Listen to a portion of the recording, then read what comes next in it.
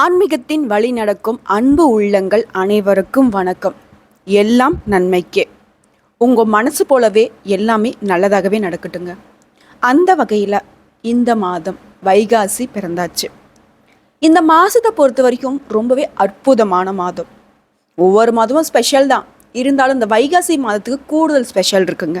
அது என்னன்னு பார்த்தோம்னா, வேதம், புராணம் இதெல்லாம் போற்றக்கூடிய மாதமாக இந்த வைகாசி மாதம் இருக்குங்க. நம்ம எல்லாரும் ரொம்ப வேண்டி விரும்பி கேட்கக்கூடிய வரம்னு பார்த்தோம்னாக்கா, ஆயுள் அதிகமாகணும், செல்வம் வேணும், புத்திர பேரு வேணும்னு சொல்லிட்டு அந்த 3 விஷயங்களும் அழிக்கக்கூடிய மாதம்னு பார்த்தீங்கன்னாக்கா இந்த வைகாசி மாதம். மேலும் இந்த மாதத்தை பொறுத்த வரைக்கும் யார் ஒருத்தங்க தானம் தர்மம் செய்கிறீங்களோ அந்த விஷயங்கள் பல மடங்கு பல ஜென்மங்களுக்கு உங்களுடைய தலைமுறையே காக்குங்க. அந்த அளவுக்கு பலன் தரக்கூடிய மாதம். அதாவது முக்கியமான ஒரு விஷயம் என்னன்னாக்கா, இந்த மாதத்தில் தான் தேவர்களும் அசுரர்களும் சேர்ந்து பாற்கடலை கடைந்து அமுதம் வெளிப்பட்ட மாதங்க. அதாவது அமிர்தம் வெளிப்பட்டது ஏகாதசி அன்னைக்கு, இறைவன் அதை காத்தது துவாதசி அன்னைக்கு, தேவர்கள் அமுதத்தை உண்டது பார்த்தீங்கன்னாக்கா திரையோதசி அன்னைக்கு. ஸோ இந்த நாட்களில் முக்கியமாக இந்த வைகாசி மாதத்தில் வரக்கூடிய பௌர்ணமி தினங்களில், வைகாசி மாதத்தில் வரக்கூடிய ஏகாதசி, துவாதசி, திரையோதசி இந்த தினங்களில் யார் ஒருத்தங்க தானம் தர்மம் செய்கிறீங்களோ அதன் காரணமாக அதீத பலன்களை நீங்கள் பெற முடியும் அப்படிங்கிறது உண்மையான விஷயம். புரிஞ்சுதுங்களா? இத்தனை நாள் வரைக்கும் நான் எதுவும் பெருசாக தான தர்மம் செஞ்சதில்லை மேடம் அப்படின்னு சொல்கிறவங்களா இருந்தாலும் சரி, இந்த நாட்களில் உங்களால் முடிஞ்ச உதவிகளை மற்றவங்களுக்கு செய்யுங்க. நன்மைகள் உண்டு, அதுவும் பல தலைமுறைக்கு. புரிஞ்சுதுங்களா? ஒவ்வொரு மாதமும் சிறப்பு தான். ஒவ்வொரு மாதத்துலேயும் நிறைய கிரகநிலையோட மாற்றம் நிகழ்ந்துக்கிட்டே தான் இருக்கும். மேற்கொண்டு இன்னொரு சிறப்பு பார்த்தீங்கன்னா இந்த வைகாசி மாதத்தில் இருக்குது. அதாவது வைகாசி மாதம் விசாக நட்சத்திரத்தில் தான் நம்மளுடைய 6 முகம் கொண்ட முருகப்பெருமான் அவதரித்தார். முருகப்பெருமானுக்கு உரிய நட்சத்திரமும் விசாகம் தான். அதன் காரணமாக தான் நம்ம முருகப்பெருமான விசாகன் அப்படின்னு சொல்லிட்டு பெயர் சொல்லி அழைக்கிறோம். ஸோ இப்பேற்பட்ட ரொம்பவே அற்புதமான பலன்களை கொண்ட இந்த வைகாசி மாதம் நமக்கு எப்படிங்க இருக்கு?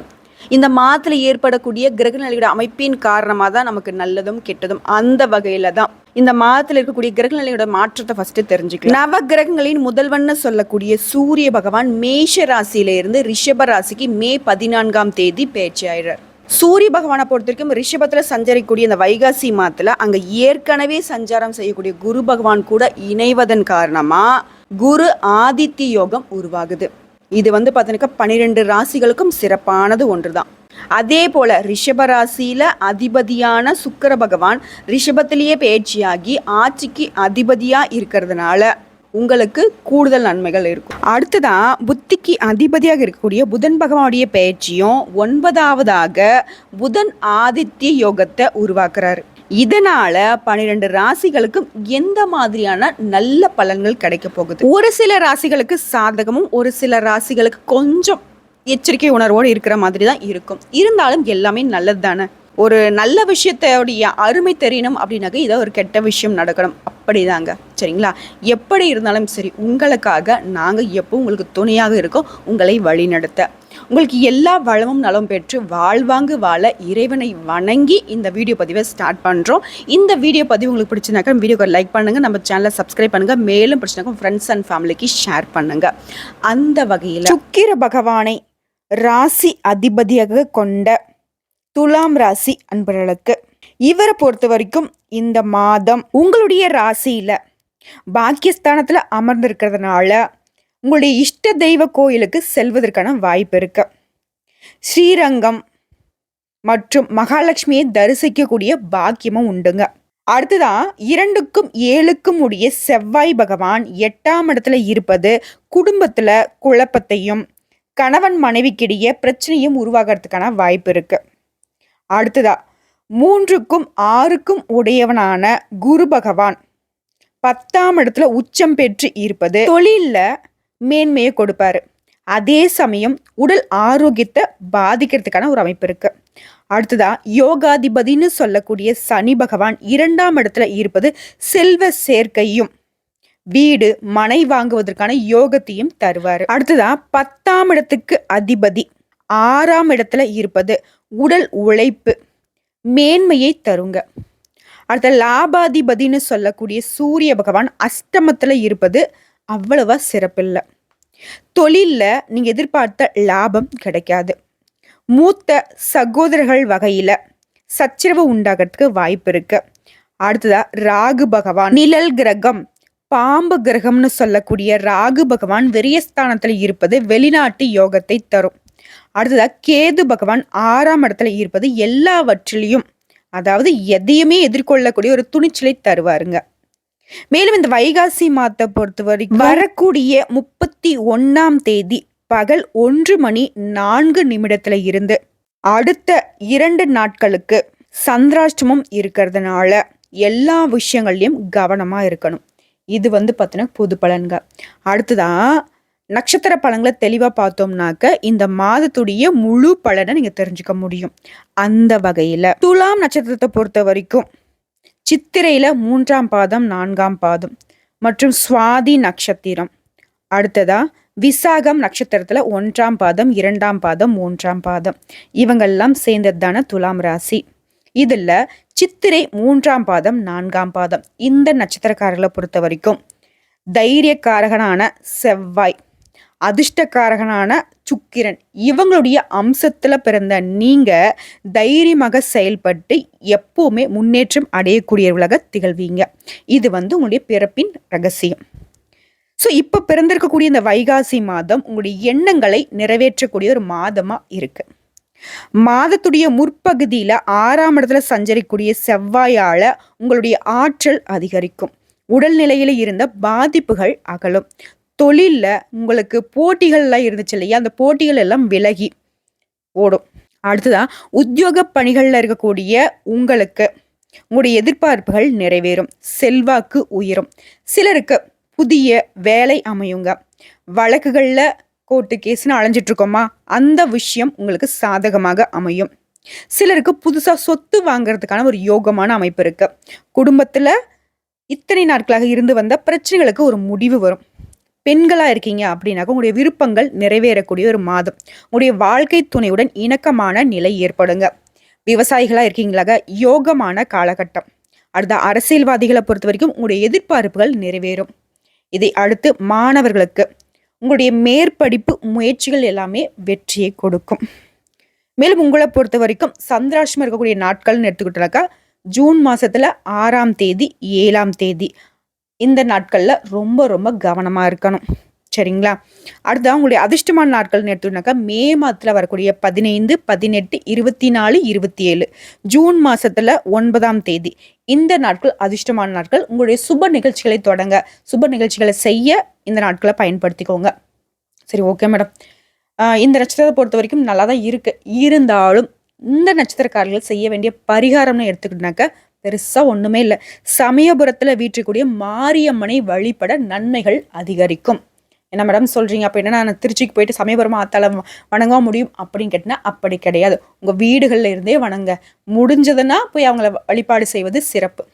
ஓகேங்களா? எப்பவுமே நம்ம சொல்லக்கூடிய விஷயம் ஒண்ணுதாங்க, ஆன்மீகம் எளிமைதான். ஓகேங்களா? பெருசா கடவுள்கள் உங்ககிட்ட எதிர்பார்க்கறது என்ன, எனக்கு அதை கொண்டு வா, இதை கொண்டு வா, எனக்கு அந்த பரிகாரம் பண்ணு, இந்த பரிகாரம் பண்ணு, உண்டியல் நிறைய காசு போடு, எதையும் எதிர்பார்க்கறது கிடையாது. உண்மையான பக்தியை மட்டும்தான் கடவுள் எதிர்பார்க்குறாங்க. ஸோ இங்க இருந்துக்கிட்டே அந்த அம்மனை நீங்க வழிபாடு செய்வதன் காரணமா உங்களுடைய வாழ்க்கை சிறக்கும், நன்மைகள் அதிகரிக்கும். இப்போ இந்த வீடியோ பதிவு பார்க்கக்கூடிய இந்த தருணத்துல சொல்லுங்க, ஓம் சமயபுரத்து மாரியம்மனை போற்றி போற்றி. இவ்வளவுதான். 3 முறை சொல்லுங்க. முடிஞ்சதுன்னா கமெண்ட் பாக்ஸ்ல பதிவிடுங்க. நல்லதே நடக்கும்.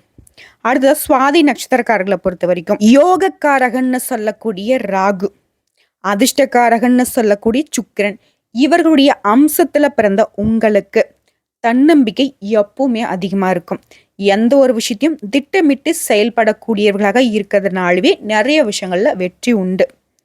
மேடம் எல்லாம் நல்லா தான் இருக்கு, ஆனா எங்க எவ்வளவுதான் திட்டம் போட்டாலும் நான் ஒரு கட்டம் போட்டாக்க கடவுள் ஒரு திட்டம் போட்டு அந்த கட்டத்தை காலி பண்ணிடுறாரு அப்படின்னா வர வர வர எல்லாமே நம்ம நினைச்ச மாதிரியே நடந்துச்சுனாக்க அப்புறம் கடவுள்கள் எதுக்குங்க? அதுக்கெல்லாம் கொஞ்சம் மேடுன்னு ஒன்று இருந்தால் தான் ஒரு பள்ளத்தை பற்றி அருமை தெரியும், பள்ளன்னு ஒன்று இருந்தால் தான் மேட்டோடைய அருமை தெரியும் இல்லையா? இப்போ கூட பாருங்க, மழை சீசன் ஸ்டார்ட் ஆயிடுச்சு. இதுக்கு முன்னாடி இருந்த அந்த வெயில் காலத்துடைய உஷ்ணத்தை நினச்சிட்டோம்னா அப்பப்பா அப்படின்னு இருக்கு. ஸோ இப்போ இருக்கக்கூடிய குளிர்காலத்தில் இருக்கிறப்போ கொஞ்சம் அதுவே பரவாயில்லையோ அப்படின்னு தோணும். ஆனால் நமக்கு ரெண்டுமே தேவைங்கிறது நம்ம ஒவ்வொரு சீசனுக்கு தகுந்த மாதிரி பேசிட்டு இருப்போம். ஸோ அது ஒரு பக்கம் இருக்கட்டும். பிறவி குணம் உங்களுக்கு இப்படி தாங்கன்னு நான் சொல்லிட்டேன். ஆனால் ஏன் அந்த கஷ்ட நஷ்டங்கள் வருது அப்படின்னாக்கா ஒவ்வொரு சூழ்நிலைக்கு தகுந்த மாதிரி நம்மளுடைய திட்ட செயல்கள் இல்லை அப்படிங்கிறதுனால தான். அதுக்கு தான் நாங்கள் இருக்கோம்ல, கவலையை விடுங்க, ஒரு கை பார்த்துருவோம். அது எப்படி நமக்கு கஷ்டம் நிலைக்குதுன்றதையும் பார்த்துருவோம். ஸோ அந்த வகையில் இந்த மாதம் உங்களுடைய நட்சத்திர நாதன் 6ஆம் இடத்துல சஞ்சரிக்கிறதுனால வாழ்க்கையில் இருந்த சங்கடங்கள் விலக ஆரம்பிக்கும். உங்களுடைய செயல்கள் யாவும் வெற்றி பெறும். உடல்லையும் சரி மனதளவுலையும் சரி புதுசா ஒரு தெம்பு வந்த மாதிரி நீங்க உணர்வீங்க. தொழில்ல வியாபாரத்துல பணியில இருந்த சங்கடங்கள் விலகும். இழுபறியாக இருந்த வழக்கு விவகாரம் உங்களுக்கு சாதகமா இருக்கும். அரசியல்வாதிகளா இருக்கீங்களாக உங்களுடைய நிலையில முன்னேற்றம் உண்டாகும். சிலருக்கு புதிய பொறுப்புகள் வந்து சேரும். அடுத்த குரு பகவான் அஷ்டமஸ்தானத்துல சஞ்சரிக்கிறதுனால அவரது 7வது பார்வை உங்க குடும்பஸ்தானத்தை பார்க்குறாரு. தனஸ்தானத்தை பார்க்கறதுனால உங்க குடும்பத்துல சுப நிகழ்ச்சிகள் நடக்கும். பண வரவு அதிகரிக்கும். சிலருக்கு சொத்து சேர்க்கை உண்டாகும். சிலருக்கு புதுசா வாகனம் வாங்குவீங்க. அடுத்த பெண்களை பொறுத்த வரைக்கும் உங்களுடைய எதிர்பார்ப்புகள் நிறைவேறும். வெளிநாடு முயற்சிகள் வெற்றி பெறும். கலைஞர்களுக்கு புதிய ஒப்பந்தங்கள் கையெழுத்தாகும். வரவு கூடும். அடுத்த விவசாயிகளை பொறுத்த வரைக்கும் உங்களுடைய நிலையில முன்னேற்றம் ஏற்படும். மாணவர்களுக்கு உங்களுடைய மேற்கல்வி முயற்சிகள் நிறைவேறும். அடுத்த சந்திராஷ்டமம் எடுத்துட்டாக்கா வரக்கூடிய ஜூன் 7, ஜூன் 8 இந்த நாட்கள்ல ரொம்ப கவனமா இருக்கணும். அதிர்ஷ்டமான நாட்கள் மே 15, 22, 24, 31 மற்றும் ஜூன் மாசத்துல 4, 6, 13 இந்த நாட்கள்ல சுப நிகழ்ச்சிகளை செய்ய பயன்படுத்திக்கோங்க. அதிர்ஷ்ட நாட்கள் சூப்பரா இருக்கு, எந்த ஒரு குத்தங்குறையும் சொல்றதுக்கு இல்லை. இருந்தாலும் கடவுளுடைய அனுகிரகம் தேவை அப்படின்னா நீங்க செய்ய வேண்டிய பரிகாரம், இப்போ கலியுக நாயகின்னு சொல்லக்கூடிய வாராகி அம்மனை வழிபாடு செய்வதன் காரணமாக உங்களுடைய வாழ்க்கை வளமாகும். என்ன பண்ணணும், நீங்கள் கோயிலுக்கு போயிட்டு வழிபாடு செஞ்சாலும் சரி, இல்லை வீடுலேயே வந்து பார்த்தீங்கன்னாக்கா ஒரு அகல் மண்விளக்கு எடுத்துக்கிட்டு அதில் தீபம் ஏற்றி அந்த தீப ஒளியிலேயே வாராகி அம்மன் இருக்காங்க அப்படின்னு சொல்லிட்டு மனசார நினச்சிக்கிட்டு ஓம் ஸ்ரீ வாராகி அம்மனை போற்றி போட்டுன்னு அவங்களுடைய நாமத்தை சொல்லி வழிபாடு செய்யுங்க. அதிர்ஷ்டம் அதிர்ஷ்டம் அதிர்ஷ்டம். ரொம்ப பவர்ஃபுல்லான கடவுளுங்க, கலியுகத்தின் நாயகி, போர்க்கடவுள், உங்க தளபதி. அவங்களுடைய வழிபாடு செஞ்சிட்டீங்க அப்படின்னாக்க எந்த ஒரு கெட்ட விஷயமும் உங்களை அண்டாது அணுகாது. ஓகேங்களா? இருந்துச்சுன்னா தலை தெறிக்க ஓடிடும். ஏன்னா வாராகியமுடைய பக்தர் பாய் இவங்க அப்படின்னு. சரிங்களா? ஸோ இவங்கள வழிபாடு செய்யுங்க, நல்லது. முடிஞ்சதை கமெண்ட் பாக்ஸில் 3 முறை அவங்களுடைய நாமத்தை பதிவிடுங்க. இப்போவும் நீங்கள் ஓம் ஸ்ரீ வாராகி அம்மனை போற்றி போற்றின்னு அவங்களுடைய நாமத்தை சொல்லுங்க, நல்லதே நடக்கும்.